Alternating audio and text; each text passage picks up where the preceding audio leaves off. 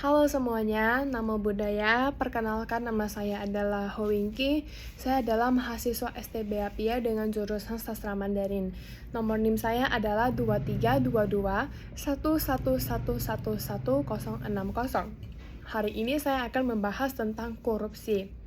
Tentu kita sudah tidak asing lagi ya dengan apa sih itu korupsi. Ya, kalau kita buka sosial media seperti Instagram, ya, berita, YouTube, itu pasti ada aja sih berita tentang korupsi.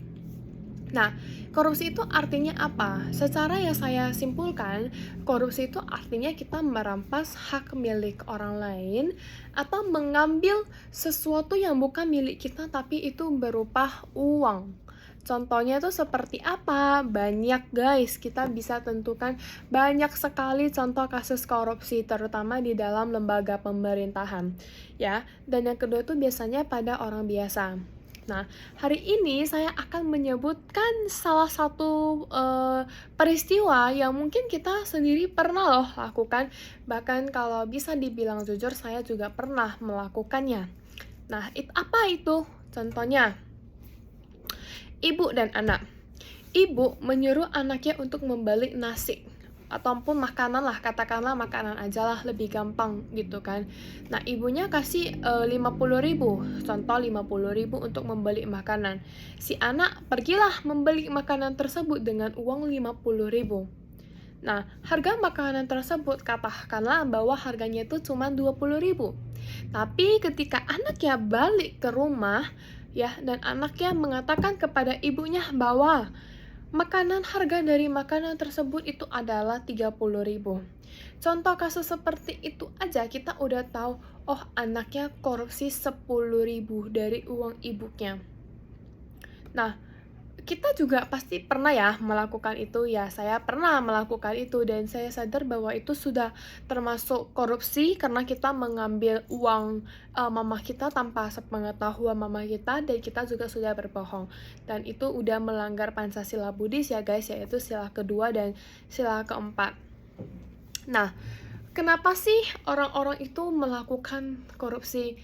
Nah, kalau yang tadi saya sebutkan pada seorang remaja, menurut pengalaman biasanya melakukan hal tersebut itu karena kurangnya uang jajan atau tidak dikasih uang jajan. Ya, itu juga salah satu menjadi faktor penyebab si anak tersebut melakukan korupsi pada uang ibu sendiri. Memang, kalaupun ibu kita tahu, pasti ibu kita tidak akan yang kayak pukul kita, mungkin cuma akan memarahin kita saja. Nah, contoh kasus kedua, yang ini sih yang paling miris, yaitu pada lembaga pemerintahan. Tidak semua lembaga pemerintahan itu melakukan korupsi, tapi beberapa orang, bahkan itu banyak ya guys, kalau kita buka TV, buka YouTube, kita juga pasti dengar apa itu korupsi, siapa saja yang melakukan korupsi, yang ditindaklanjuti oleh KPK, yang diperiksa oleh KPK. Wah, itu beritanya itu pasti ada guys, setiap tahun. Pasti ada aja yang melakukan korupsi. Ya, saya pikir korupsi itu tidak seharusnya ya dilakukan oleh mereka. Nah, korupsi kalau dilakukan pada remaja, pada anak-anak, mungkin kita masih bisa toleransi ya. Tapi kalau udah masuk ke dalam lembaga pemerintahan, menurut saya itu agak kurang pantas, bahkan sangat tidak pantas untuk dilakukan.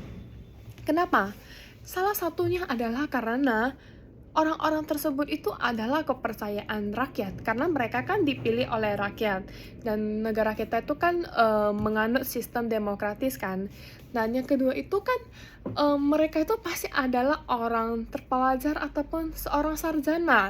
Ya, kenapa mereka sekolah selama 16 tahun sampai 20 tahun, kenapa mereka mau melakukan hal tersebut yang kayak itu di luar etika gitu, karena uang tersebut kan itu udah pasti untuk kepentingan bersama ya, kepentingan negara ataupun kepentingan seluruh masyarakat gitu. Dan bisa loh dikatakan bahwa orang tersebut itu udah korupsi uang kita, karena kan uang yang mereka korupsi itu adalah uang pajak kita kan. Itu juga bisa dikatakan sebagai korupsi gitu. Apa sih faktor-faktor yang mempengaruhi korupsi? kayak apa sih yang ada di pikiran mereka hingga mereka melakukan korupsi? Yang pertama, kalau pada remaja ya, mungkin mereka merasa uang jajan mereka kurang atau mereka tidak dikasih uang jajan. Nah, kalau pada lembaga pemerintahan biasanya sih karena nafsu ya, karena kayak, oh uang ini banyak gitu kan, kalau aku ambil dikit gak apa-apa lah ya, orang gak bakal ada orang yang tahu gitu. Nah, itu kan misalnya kalau dia udah gitu, sekali dia melakukan tidak ketahuan, tapi kedua, ketiga, keempat, kelima itu pasti akan ketahuan. Nah, kalian pasti tuh dengar pepatah kan, kayak sebau apapun itu pasti bakalan kecium. Ya sama dengan korupsi gitu, kayak kita korupsi mau sekecil apapun itu pasti bisa ketahuan. Mungkin bukan sekarang loh, tapi 2 bulan kemudian, 3 bulan kemudian itu pasti bisa ketahuan, guys. Jadi saya rasa tidak seharusnya ya kita melakukan korupsi karena itu bukanlah tindakan yang benar gitu. Kalau misalnya kalau nafsu gitu, mereka pengen uang saya lebih banyak, ya carilah sumber pendapatan yang lebih banyak gitu. Jangan merampas hak orang lain. Nah, selanjutnya dalam pandangan Buddhis, pandangan agama Buddha. Dalam pandangan agama Buddha itu sangat loh melarang yang namanya korupsi. Karena kenapa? Korupsi itu melanggar Pancasila sila kedua dan keempat, yaitu berbohong dan mengambil hak atas sesuatu yang bukan milik kita. Ya kan? Betul kan? Karena kita udah berbohong kepada orang lain kalau kita tidak melakukannya, korupsi. Kita juga udah mengambil hak orang lain ataupun uang orang lain, tapi tanpa sepengetahuan orang tersebut. Nah, kalau kita sudah melakukan korupsi, berarti kita sudah melanggar sila Pancasila Buddhis yang kedua dan keempat.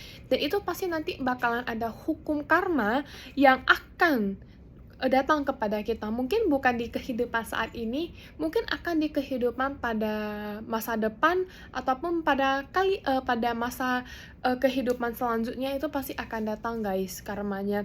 Karena karma itu kan kayak udah melekat gitu loh pada diri kita sendiri.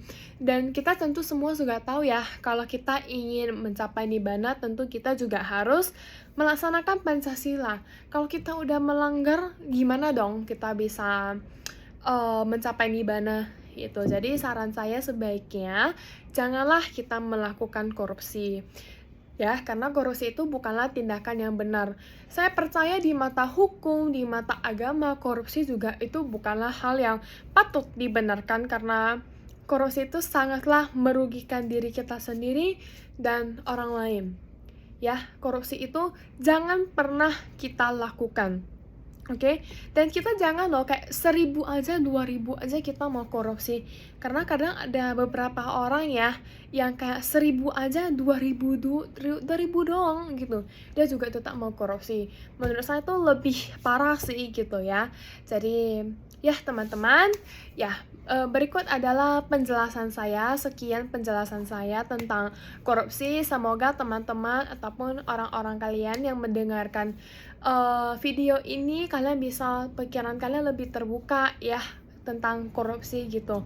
Oke, sampai jumpa guys. Terima kasih.